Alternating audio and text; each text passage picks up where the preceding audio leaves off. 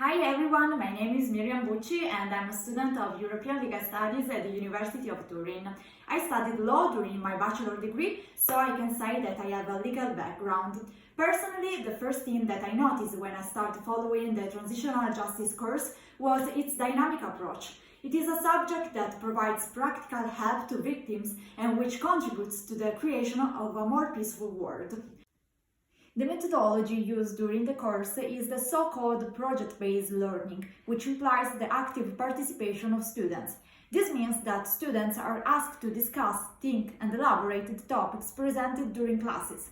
If on one hand this approach requires perseverance and curiosity, on the other hand students do not have to study and assimilate a large quantity of information in a short period of time. Also, the role of a professor is different. He or she is not a teacher, but rather a leader who has the important role to solicit the curiosity of students, who will be able to deeply understand the topics and be aware of the important role played by transitional justice.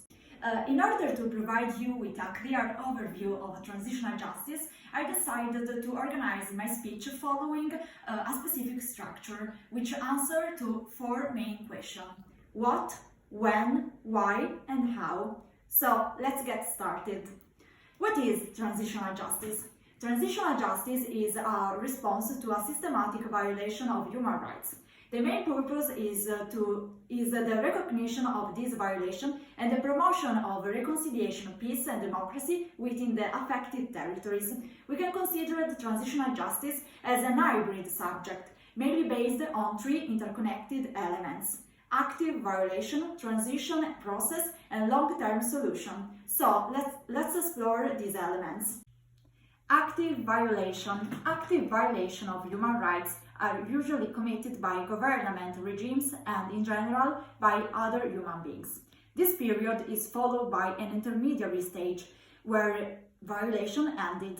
This could be the result of voluntary decision made by the aggressor who decide to simply stop their violent behaviors, or the result of a decision which combines the willingness to stop perpetuating violence and the decision to join a political and democratic process.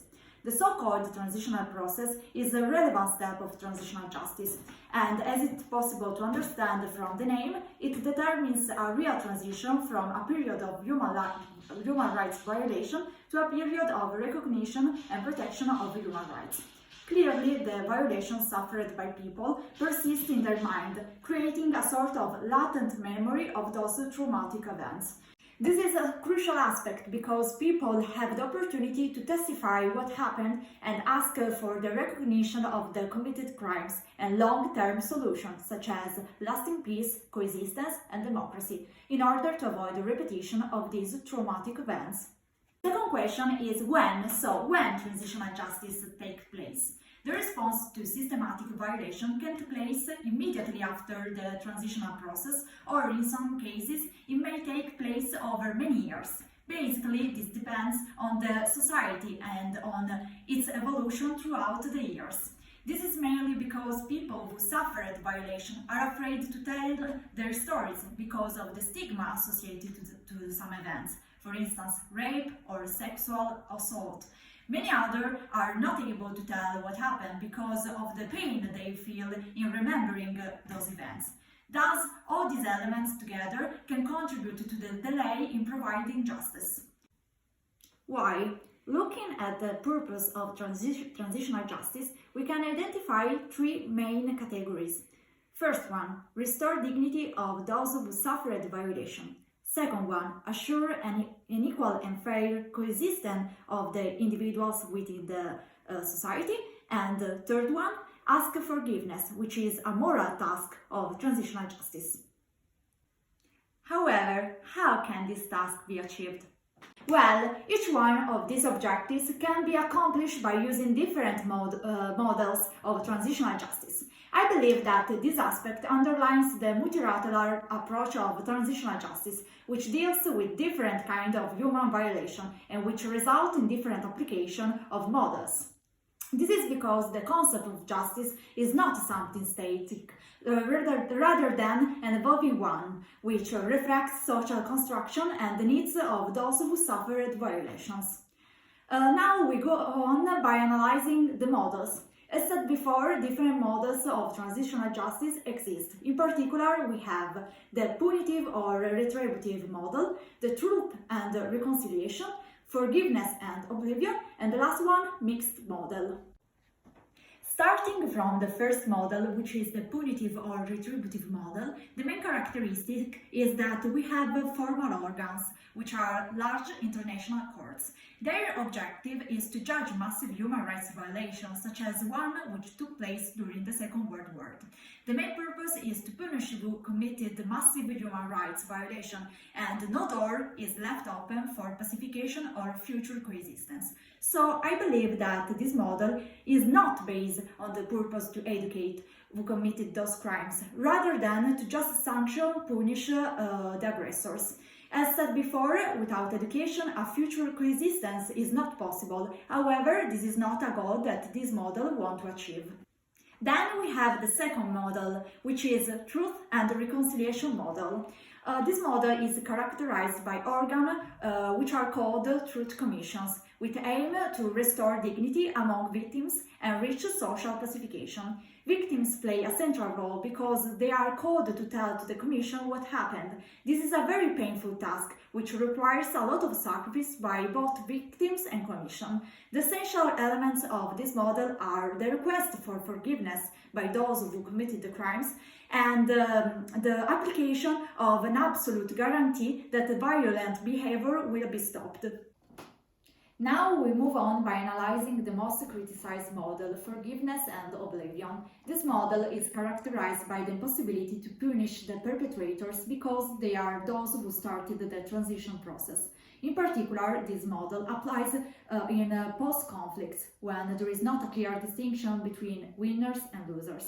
However, this model cannot apply in cases of international crimes, such as genocide or crimes against the humanity, committed by some identified individuals. The last model is the so-called mixed model. As we said many times, transitional justice is a hybrid subject composed by different elements. For this reason, it's possible to find models which combine elements from one model to those of another one. The result is the so-called mixed model, which is characterized by a combination between punitive measures, social, economic and defense measures, measures of forgiveness and social insertion of aggressors. If on one hand we analyze the peculiarities of each model, on the other hand it is interesting to notice that these four models have some elements in common. These are justice, reparation, depuration, truth and future guarantees.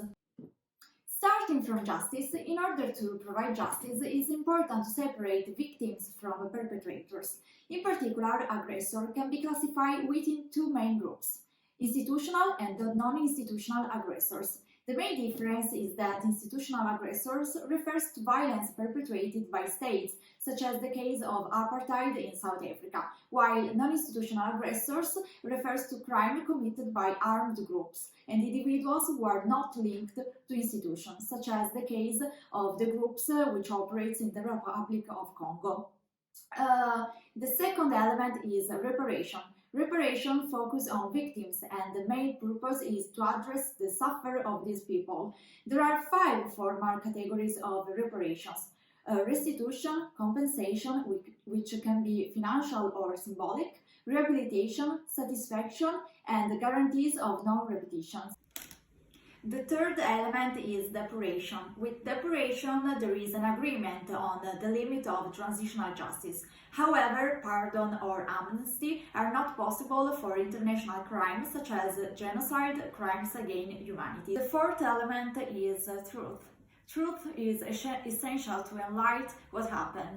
This can be done by using different formulas such as Truth Commission, Judiciary Commission, legislation on historical memories, and many other formulas. Then we have the fifth element, which is future guarantees. In order to prevent future abuses, future guarantees are essential. These guarantees can be penal code modification, separation of aggressor from public life, and modification of state structures. So, to conclude my presentation, I would like to add some general information on transitional justice. First of all, transitional justice was at the beginning just a small academic idea. However, with the South Africa Truth Commission, this field started to grow. Nowadays, we have 30 Truth Reconciliation Commissions in the world, and furthermore, it's important to notice that all the countries that have emerged from a history of violence have become more aware of the important role that transitional justice can play. Generally speaking, each society has the need to confront with the past in order to avoid repetition, and transitional justice play a crucial role, promoting justice at the domestic level and the truthful narration of events. During our course, we saw different videos, and I can say that I was particularly impressed by a sentence stated by a member of the Truth Commission. This sentence is, "It is a danger to not address the pain suffered by people. It's a danger to not have the truth." I believe that this sentence well summarizes the main purpose of transitional justice, underlying its central role, providing justice and reporting what really happened in the past. It's also interesting to notice that the transitional justice process and mechanisms are not autonomous elements of this sector, but they are also an important part of the United Nations framework for strengthening the rule of law. So this was my presentation. I hope that you enjoy it, and see you soon in class. Bye!